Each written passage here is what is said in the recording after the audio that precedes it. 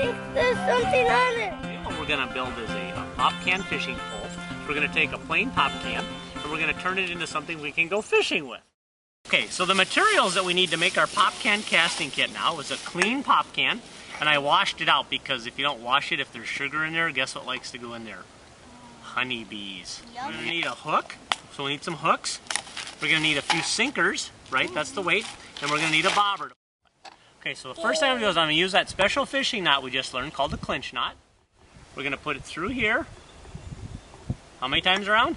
5. And I can cheat. I can turn the this around 5 times. 1, 2, 3, 4, 5. So that's 5 times around.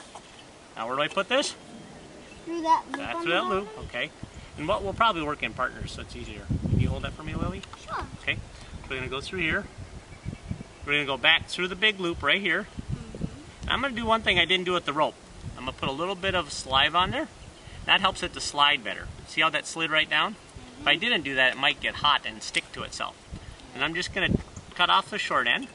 Okay. You don't want that. Nope. Now I'm going to take a piece of tape. Yeah. You always need tape. Always need tape. But not And I'm going to tape it right onto the can right here. I'll put my tape here like this. Wrap it around. Okay.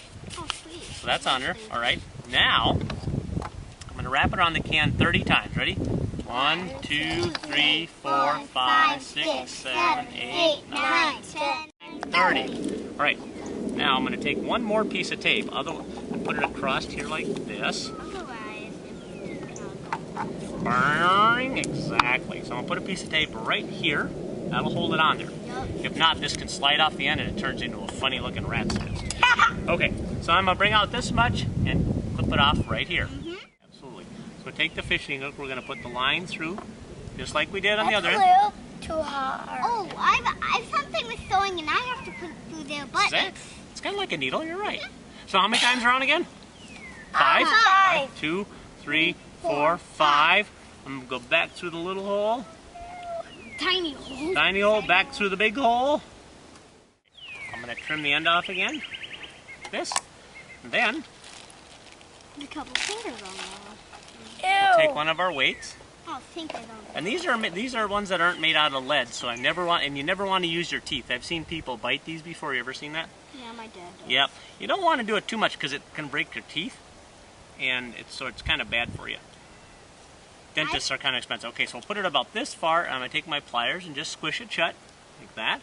Okay.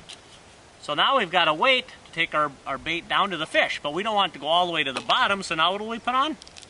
Bobber. A bobber, yeah. So we'll take a little bobber, and we'll just put it here for now.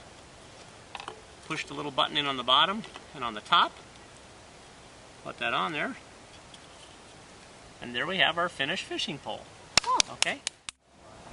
Okay, that's what I don't want to be wearing. Okay, so now I'm going to hold the bobber. So remember, I got to always point this the way I want it to go, okay? I'm going to hold the bobber. And Whoa. there you can fish it. Just hold the bobber right there.